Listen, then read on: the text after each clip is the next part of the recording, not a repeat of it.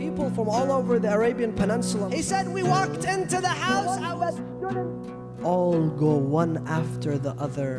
So the future of Islam is not just in the hands of the youth. The problem is that those cultures, every time they go to the masjid, a place that is meant to... أعوذ بالله من الشيطان الرجيم.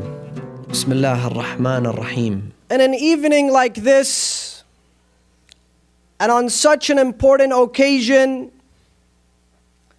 I'm here to ask you all a very important question. The question being is, how do you find the future of Islam in America? How do you foresee the future of the religion of Islam in this country and the madhab of Ahl al-Bayt?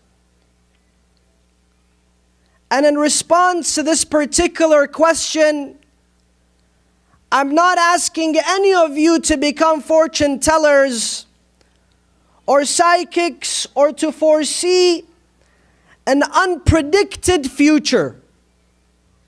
But in response, we have to have real answers to the real question. We are now in the process of building a residence, a great residence. A residence in which the religion of Islam and the madhab of Ahl al-Bayt will reside in this country. And that is why while we built this residence and while we built this future, we ought to ask ourselves, how do we foresee the future of Islam, the future of the madhab of Ahl al-Bayt in America? And there is one answer. There is an eminent, unchangeable answer. And that is, the future of Islam is in the hands of our youth. In fact, they are the future of Islam in this country. They are the ones that are going to build and manufacture the future of Islam and the madhab of Ahl al-Bayt in this country. And that is an eminent, unchangeable reality that has yet not resonated in the minds of our communities across America. And let me remind you, brothers and sisters, the reason why you find 17 million people walking towards the shrine of Imam Hussein in the day of Arba'een, and the reason why you find yourselves present in this gathering this evening, and the reason why you are able to commemorate Ashura and Arba'een is because of the sacrifice of the Sahaba of Rasulullah who were young, who were the youth. It's because of the sacrifice of the Sahaba of Rasulullah who happened to be youth. It's because of the sacrifice of the Sahaba of Amir al-Mu'mineen who also happened to be youth. It is because of the sacrifice of the companions of Imam Hussein in the day of Ashura who also happened to be youth.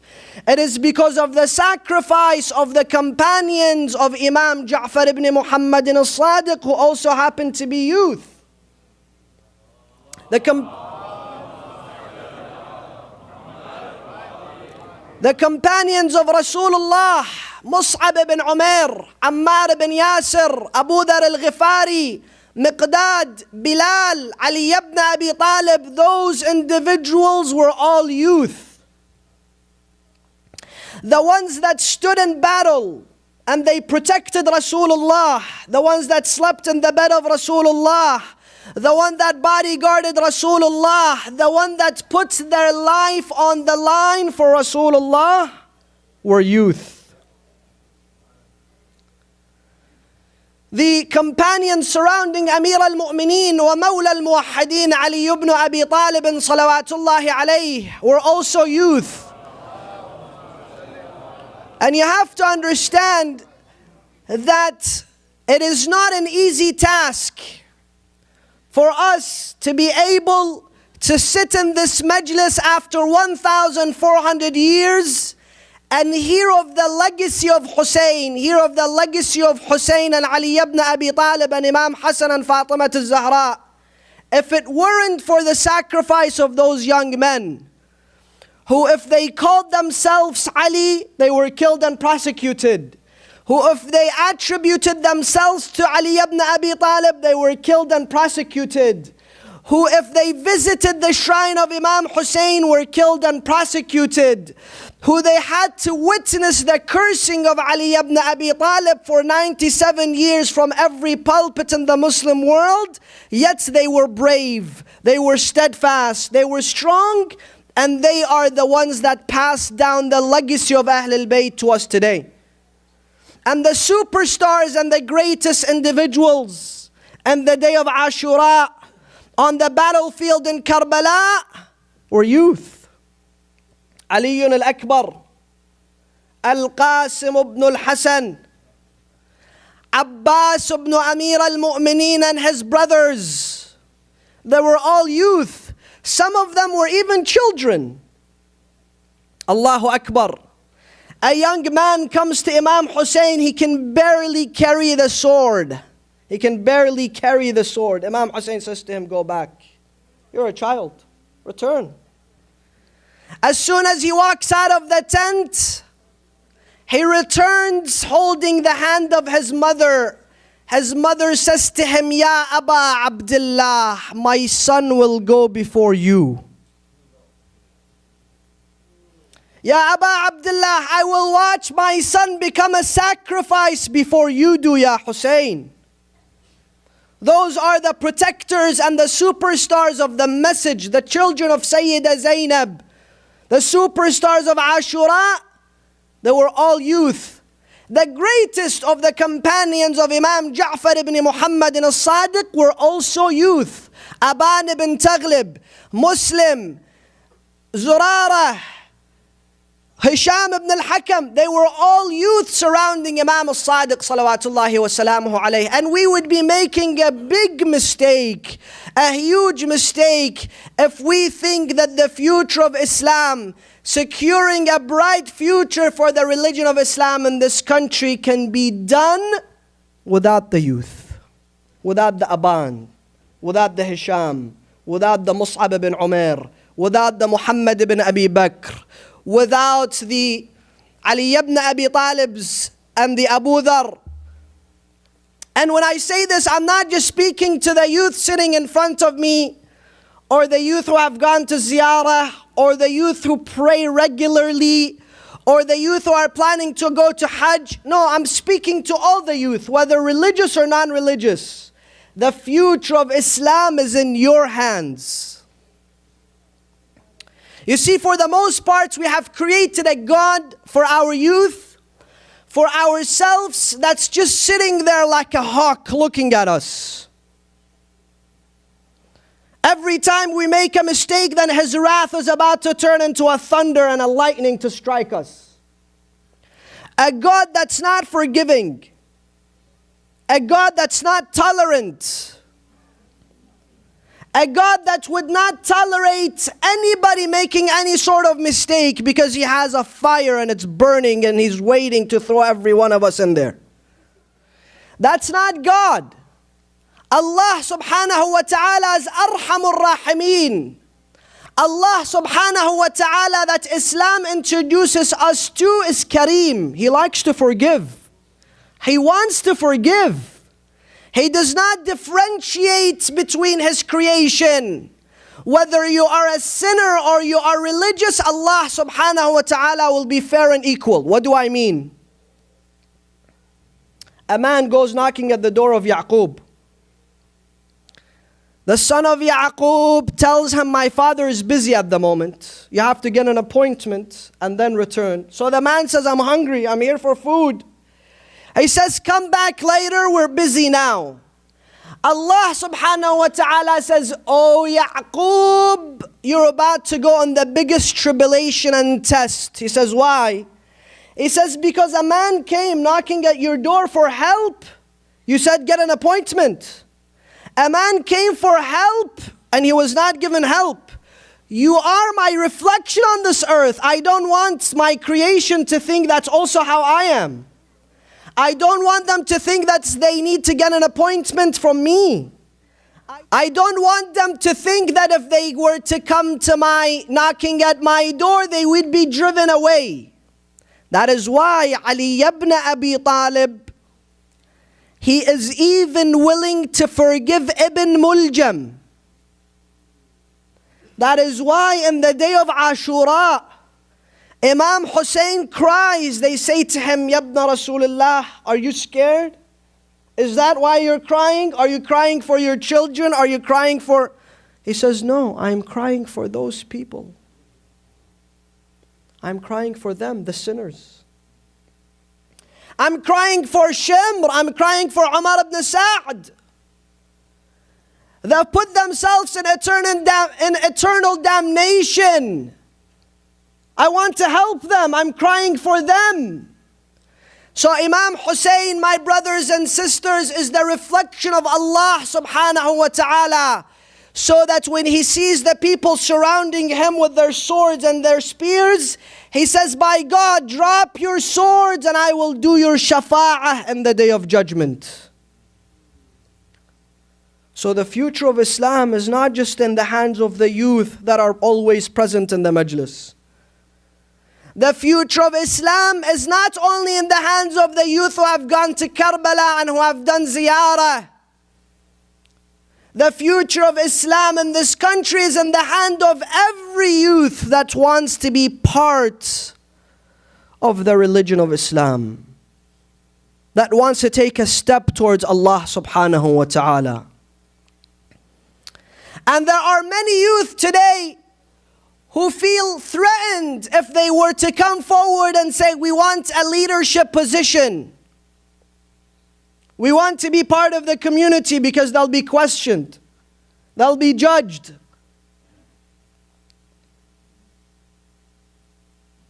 And I tell them to have all the hope in Imam Hussein. To come running towards Imam Hussein, for Imam Hussein will embrace them. A alim told me that last year he had series of lectures in one of the Muslim countries. He says, after the lecture, a young man came to me. He says, Sayyid, I would like to tell you my story. I think my story can inspire people. So he said to him, can you write your story or some of your story or your questions? Give it to me, I'll read it at home. So he says this young man wrote something down. The next day, he gave it to me. He said, when I read it, I began to cry. He said, when I saw him the next day, I said, young man, I've been looking everywhere for you. Where have you been? Come. What's your story? He says, Sayyid, it was the 9th of Muharram. Everyone had gone to the majlis, to the azadari. I didn't go. I was sitting at home. I even drank a little bit. I was intoxicated. I was a little drunk. I got bored. I said, let me take a drive. He said, I sat in my car. I was driving around the city. I saw a young woman. So I said, I pulled over. She said, you know, my destination is, for example, such and such street. He said, I'll take you. As soon as she sat in the vehicle, I started convincing her to come back to my house. So she said to me, you have no shame. It's the 9th of Muharram. Everyone is in aza for Imam Hussein. He said to her, what's Imam Hussein? Imam Hussein is 1,400 years old. It's an old story. She said to him, listen to me. Just give Imam Hussein one chance and he will give you healing. Give Imam Hussein one chance and he will be the remedy to all your problems. He said, but look, I'm drunk, I'm a sinner. What is Imam Hussein going to do for me? She said, give him a chance, one night. He said, I went home, I wore the black shirt, I went to the majlis of Imam Hussein. He said, as soon as I sat in the majlis of Imam Hussein, I was overwhelmed by the love of the people for Hussein. I felt the presence, the holy presence of the A'imma in that majlis. He said, I came home before I slept. I said, Ya Fatimat al-Zahra, tonight I went to the majlis of your son Hussein, but I am a sinner. I'm a bad person. Is there a way that you would also accept a guy like me? Is there a way that I would also get a glance from you? Is there any room and space for me in this majlis? He said, the next day I woke up and I felt inspired that something is motivating me to go back to the Husayniyah. So he said, I wore my black dress, my black shirt, my black pants. I went, I said, is there anything to do for me in the kitchen, help out? They said, yes, get in. He said, I went and I was helping out in the kitchen and I was thinking to myself, is this possible? Am I really helping out in the kitchen of Imam Hussein? Am I really being one of those who are serving the service of Imam Hussein? Is this possible? He says, after the 10th of Muharram was over, the man in charge of the Husayniyah came to me. He said, young man, you've been a great help. 2 weeks from now we're going to Karbala. Would you like to join us? He said, I looked at him. I said, me? You want me to go to Karbala? He said, yes, why not? We'll take you. We'll pay for all your expenses. You just help out in the kitchen there. He said, I went, I told my mother started crying. She said, Imam Hussein took that glance at you. Fatima al-Zahra gave you that glance, my son, go to Karbala. He said, 2 weeks later, I was standing between the shrine of Abbas and Hussein. I looked at my Mawla Hussein, my Mawla Abul Fadl Abbas. I said, wow, this is me? I'm here, I'm in Karbala? I'm able to walk towards the shrine of Hussein? He said, I did the ziyarah of Imam Hussein, then I came a devout member in the Husayniyah. He said, several months later, the man in charge came to me. He said, we had a man who would come to Umrah with us every year. This man is sick, he's not able to come. You fill his shoes. You come and help out in the kitchen. He said, you want me to go to Medina and Mecca? Wear the ihram? I said, yes. He said, soon enough I found myself in Mecca, wearing the ihram. He said, the entire tawaf, I was just saying one thing, Ya Arhamar Rahimi, the compassionate, oh you merciful God. He said that I went to Medina. I visited the A'immah, Fatima al-Zahra, Rasulullah. We came back. My mother told me, son, it's time for you to get married. So I have found this family. They have a nice girl. Let's go and visit them. He said, I got dressed. We sat down. He said, as soon as I walked in, the father held my hand. He said, listen to me. I know your past. I know everything you've done. I know who you are. But I also know your present. Don't look at what they have done. Don't look at the past of those individuals. Believe me, look at their present and their potential and their future. For what you know, that woman, that young woman in the majlis who you're not looking at with respect at the moment, could be the mother to the greatest leader of Muslims in America. That young man could be the next leader of Islam and the madhab of Ahl al-Bayt in this country. He could be the father of the next marja' of our time. Look at the potential of those youth. So he said to me, I know everything that you've done, but past is past. I'm ready to give you my daughter. Now it's the decision that she has to make. When you speak to her, you try to convince her. He said to her, Tawakkaltu ala Allah. He said, we walked into the house. I was sitting on the couch looking. I saw the young woman walk towards me. I began to shout. She began to shout. Nobody knew what was happening. People are telling us what happened. The woman is not speaking. Is it that bad? I mean, if you don't want him, we can tell him to leave. She says, no, I want him. Then why are you screaming? Why is this guy crying? Allahu Akbar.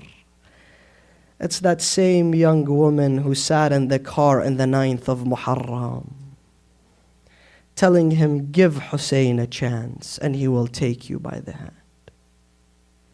Today there are many of our youth that need to be inspired by such personalities and stories so that they are embraced by Imam Hussein, by Rasulullah, by Arhamur Rahimeen, who is waiting to forgive. He forgives and he forgives and he forgives so much that even Iblis in the day of judgment will say, oh Allah, you've forgiven so many. Are you going to forgive me too? Even Iblis. And yet, we're so quick to judge them. If they make a mistake, we're so quick to put them down. And tonight, I would like to speak, number one, of the definition of a teen. What does it mean to be a teenager? What does it mean to be a youth? Number two, I would like to speak of the challenges that all the youth face in America. Number three, I would like to speak particularly about the challenges of the Muslim youth in this country. And last but not least, I will look at the life of one of the most fascinating role models in Islamic history that has been forgotten, but once you familiarize yourself with her legacy, then you're inspired forever. Wa sallu ala Muhammadin wa ali Muhammad.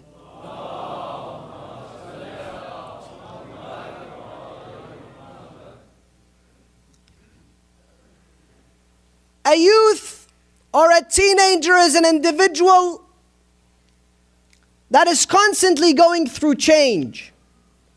It's a time where the mind is changing, the body is changing, priorities are changing, relationships are changing. They want to take themselves from the stage of dependence to independence. They depended on their mother, they depended on their father, they depended on a grandfather, on an uncle.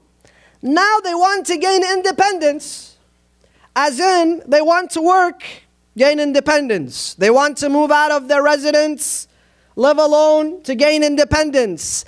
They want to make decisions independently away from their parents. Also, the time that they spend, instead of the time that they spend with their parents, with their family members, now they're more keen to spend their time with their friends. It also comes with an attitude of laziness. Chill. What's chill? Everybody's chill. Either sitting on the couch or playing Xbox or chatting up with their friends. Not really wanting to do much. And some of the parents tell me, well, say it, how come my child no longer wants to hang out with us? They don't want to come out with us. They want to go out with their friends. How come my child is the one that wants to make decisions independently? Why is it that they want to move out of the house? Why is it that every time I walk into her room, it looks like a hurricane hit the room? A hurricane hit the room. Why is it that he never cleans his room? Why is it that he's not willing to wash his own clothes? Those are very natural things. Sometimes parents overreact and they panic. But we're trying to talk about those things. We're trying to put remedy on them. And you see, we live in a society that introduces many cultures to the youth, so that you have a variety. You can choose any one of them. It's not just one youth culture in America. There are tens of cultures. And one of them will be chosen by your son or your daughter because they want to seek acceptance and they want to fit in society through that culture. Let me explain to you. If they become Gothic, or they become skaters or surfers or dudes, or they become gangsters and they start dressing, with the loose pants and the chains and the earrings. Or if they become, for example, bodybuilders like myself. Or for example, God forbid, if they become fruities. Those are different cultures introduced by where? By their schools, by MTV, by their surroundings, by where they live. It dictates to them how to dress, which music to listen to, who to hang out with. And it's a form for them to seek acceptance in society, especially for our youth. Why? Because their father's name is different than everyone else's father's name, right? Their name is different than everyone else's name. The way their parents dress is probably going to be different than the way everyone else's parents dress. The food they have in their lunchbox is probably going to be different than the food that everyone else has in their lunchbox. When everyone goes to prom, they can't go to prom. When everyone goes to In-N-Out Burger and orders a burger, they can't eat the burger. So what happens? They need to find a way to seek acceptance. But the problem isn't just the way they dress. The problem isn't the music they listen to. The problem isn't spending, let's say, $120 or $200 or sometimes $400 on sneakers. No, the problem is that those cultures aren't just dictating to them the way they dress or speak or the music they listen to. Behind those cultures is what? Drugs. Drugs. Alcohol. Sexual activities. Indecencies. And ultimately becoming a failure in life. And this is reality. We live in this country. We face those realities. When I read in the paper that the vast majority, and by that I don't mean 60%, 80 to 90% of high school graduates have tried drugs, alcohol, and have been involved sexually. And we live in this society. We live in this country. Those are problems and challenges that all of our youth face. Amongst the other challenges that they face that we need to address is bullying. There's a lot of bullying happening in school. A lot of people are talking about bullying in school. And our children are also likely to be subject to bullying. Especially if she wears the hijab. Because of their name. Because of their color. Because of their nationality. Because of their religion. They may be subject to a lot of bullying. And bullying causes loneliness, isolation, and depression. That is why in this country you have the greatest number of depressed teenagers. Teenagers who are depressed. Teenagers who every day they contemplate suicide. Teenagers who actually commit suicide. We live in this society. We face those challenges. Imam Hussein salawatullahi wa salamuhu alayhi,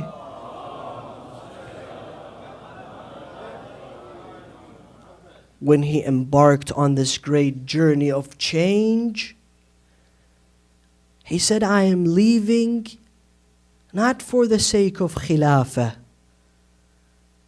not for the sake of fame, not for the sake of power, not for the sake of popularity. أني لم أخرج أشرا ولا بطرا ولا مفسدا بل خرجت لإصلاح أمة جدي رسول الله. And islah and change and perfection shall start from the youth. Because if you want to perfect your future, and you want to secure a bright future for Islam, and you want to purify and empower your community, you ought to empower the youth. So you ought to understand their challenges.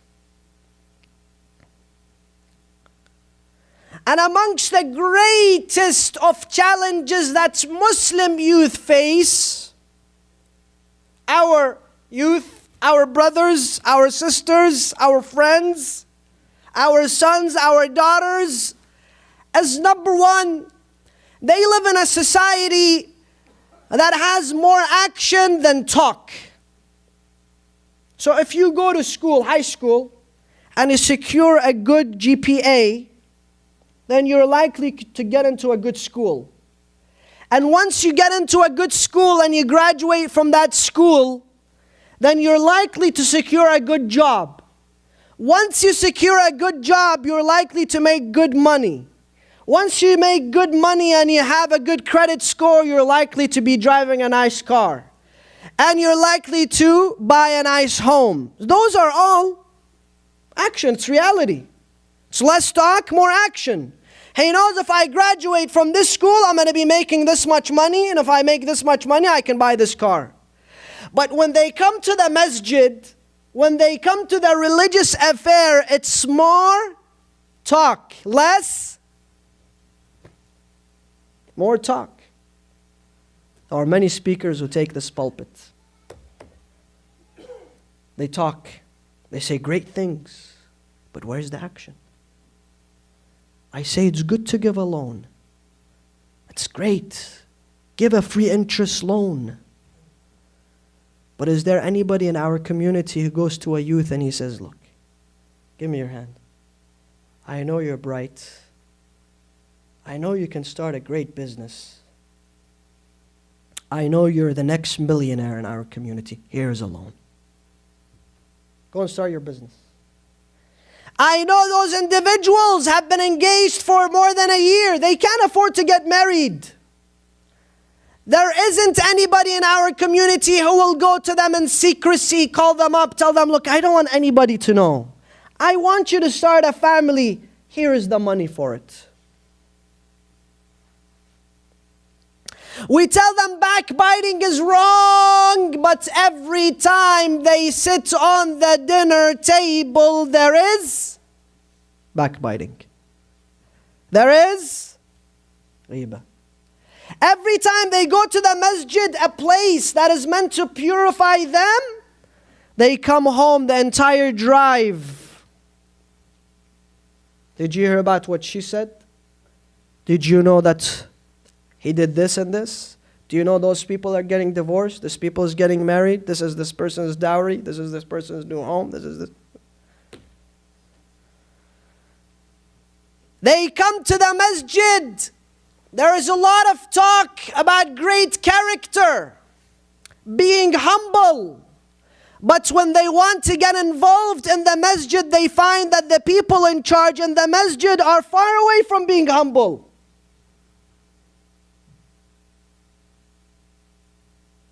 We say that money does not bring arrogance. A mu'min, when he has money, when he has fame, when he has popularity, he should not become angry. He should not become arrogant. But when they walk into the masjid, the most arrogant are the ones with money. Those are realities. It's only talk. But there's no action. Brothers, sisters, it is time that we change this paradigm for our youth.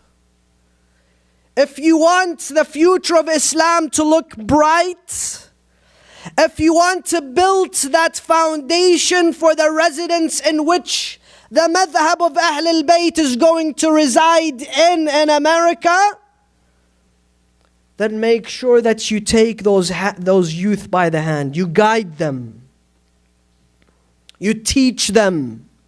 You inspire them. You empower them. There are many of the youth who can go to law school, become the best of attorneys. Tomorrow they'll serve your community. But that's if the community is willing to take them through law school. You know what happens? Sometimes they go through law school. They manage because they're smart, because they're brave. But when they graduate, they don't want to have anything to do with the community. They say, this community? What did this community do to me? Nothing. What did this community offer to me? Nothing. When I was struggling and I could not pay my rent, or I cannot pay tuition, or I cannot buy my books, my community wasn't there to help me. Today, our youth are in need to look at those exemplary figures, live with them, speak with them, interact with them. And wallah, there is so much to say, but inshallah, we'll leave it for some other time. But sometimes you come across exemplary figures, role models, who maybe they belong to 500 years ago, 1,000 years ago, 1,500 years ago, but when you study their lives and their legacies, they leave that everlasting effect, where it's as if you witness them and you see them in your life today. They inspire you. It's as if their legacy and their message speaks to you. And amongst those individuals, brothers and sisters, who has been neglected, who has been forgotten, who has never been mentioned, is Sayyida Nafisa bint al-Hasan al-Anwar ibn Zayd al-Ablaj ibn al-Imam al-Hasan ibn Ali ibn Abi Talib.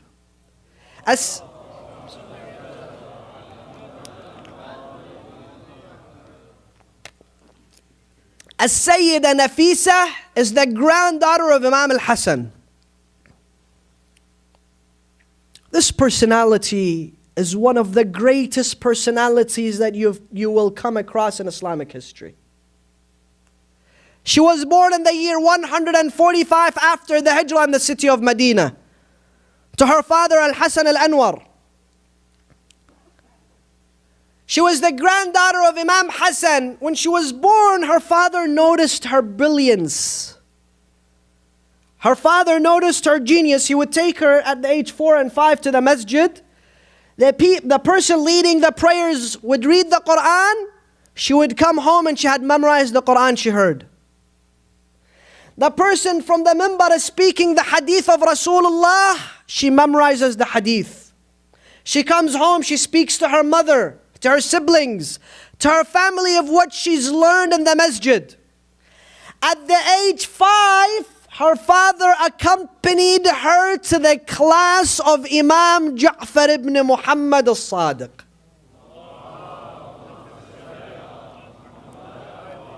Five years of age, 5 years old, she became the student of Imam al-Sadiq.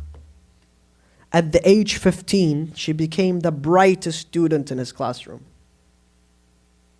At the age 15, she was the brightest student in the classroom of Ja'far ibn Muhammad, to an extent that Imam al-Sadiq opened the classroom for her and he told her to take the minbar. She would offer classes for men and women alike at the age 15 in Medina.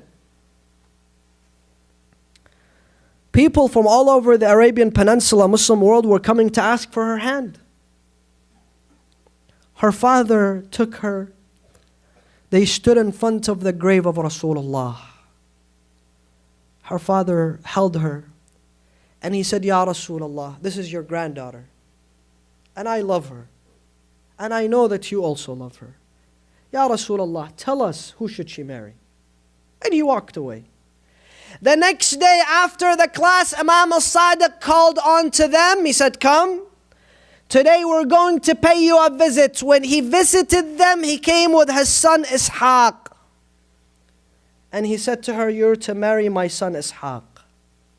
So she married the son of Imam al-Sadiq, Ishaq. She continued to teach in Medina.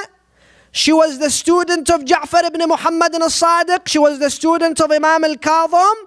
And she became the student of Imam al-Rida. When she became the student of Imam al-Rida, the Abbasis came and they drove away the scholars of Al-Muhammad. So they took Imam al-Rida to Khurasan and they took Sayyida Nafisa to Egypt. Said, you cannot stay in Medina. You have too much power in Medina. As-Sayyida Nafisa had performed Hajj 30 times, 25 of which she walked from Medina to Mecca. When she would go to Hajj, she would speak and the Muslims would know who she is. She would give hadith and the Muslims would know her status. They would know the level of her knowledge. They would know that she was a faqih, she was a mujtahid. So when she was going towards Egypt, she made a stop visiting Ibrahim al-Khalil, and the news reached Egypt. They say it was the historical event. It was a historical event when the people of Egypt came to welcome Sayyida Nafisa to Egypt. Everyone had gone to the borders of the city, welcoming Sayyida Nafisa. She came in. Everyone is telling her, Sayyidatana, Ya bint Rasulullah, or the granddaughter of Rasulullah, bless our home. Become our guest. Come to our residence. After she settled, couple of days later, she began to teach in Egypt. Men, women, elders, everyone was in her class. Suddenly they saw a man, he came. He said to her, I am honored. I am privileged to become one of your students. What was his name? Abu Abdullah bin Idris, Al-Imam al-Shafi'i. Imam al-Shafi'i. Today every Shafi'i around the Muslim world is indebted to Sayyida Nafisa. Everything that their Imam has from Sayyida Nafisa bint al-Hasan al-Anwar, who was not only his teacher but his mentor, to an extent that not only Imam al-Shafi'i, who's known as Shaykh al-Islam, became her student, but Ahmad ibn Hanbal also became her student. Imam Ahmad ibn Hanbal, the greatest book of hadith and the Sunni school of thought. Musnad Imam Ahmad ibn Hanbal. He was the student of Sayyida Nafisa, a young woman who had gone to Egypt. They followed her just to sit in her classroom, just to take that knowledge which she had gained from Ja'far ibn Muhammad, from Musa ibn Ja'far, from Ali ibn Musa al-Rida. As-Sayyida Nafisa did not only teach, but she was also extremely spiritual, reciting the Quran, and her tasbih, and her salah, and her nawafil. She had a Jewish neighbor. The Jewish neighbor came and she said to her, I have a young teenage daughter. I'm about to travel. I don't trust my teenage daughter anywhere else besides your home because she's handicapped. I want to keep her in your house. So she kept this young woman at Sayyida Nafisa's house. Sayyida Nafisa was doing nawafil. Between nawafil and the actual salah, she went to do her wudu again. So she took the bucket of water, she did wudu, and she splashed the water of her wudu onto this handicapped young woman. As soon as they heard the adhan, she told this young woman, stand. Stand up. She said, but I can't stand. I'm handicapped. She said, with the will of Allah, you shall stand. She stood. She stood. When her mother came, she opened the door for her mother. Her mother says to her, what gave you cure? She says, the water of the wudu of Sayyida Nafisa gave me cure.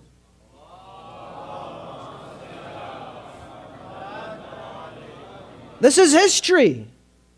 She then goes and invites the Jewish community of Egypt. They come to Sayyida Nafisa and all enter the religion of Islam and into the madhab of Ahl al-Bayt because of the efforts and the blessed existence of a young woman. Today the Jews who entered the religion of Islam in Egypt are indebted to Sayyida Nafisa. They came to her, they said to her, Ya bint Rasulullah, the Nile River has gone dry. Give us a dua. Maybe if you ask Allah subhanahu wa ta'ala, we can get out of this drought. She took out a hijab. Allahu Akbar, the most blessed attire for a mu'min woman, the hijab. She took it out, she says, I wear this hijab when I perform Salat al-Layl. And it is the hijab that I inherited from my grandmother Fatima and my grandparents, my grandmothers. They would all pray Salat al-Layl in this hijab. Take this hijab and throw it in the Nile River. They took the hijab and they threw it in the Nile River and the water came back. This all was said, brothers and sisters, not just for us to hear of history, but for me to directly speak to the sisters in the other room listening to me. Islam, the Hawzah, the Madhab of Ahl al-Bayt, our Maraji', the Hadith, the Quran are not stopping you from becoming the next Nafisa. Are not stopping you from becoming a mujtahid. Are not stopping you from becoming a person who can issue a fatwa. Don't stop yourself either. And let me say this with full confidence. As a person who comes from the Hawza, I can tell you that sometimes there is an ayah, sometimes there is a riwayah, sometimes there is a hadith, sometimes there is a tafsir that relates to the issues of women. Men look at it. But if women look at it, it's more likely that they are inspired more than the men. It is more likely that they may understand something differently than the men.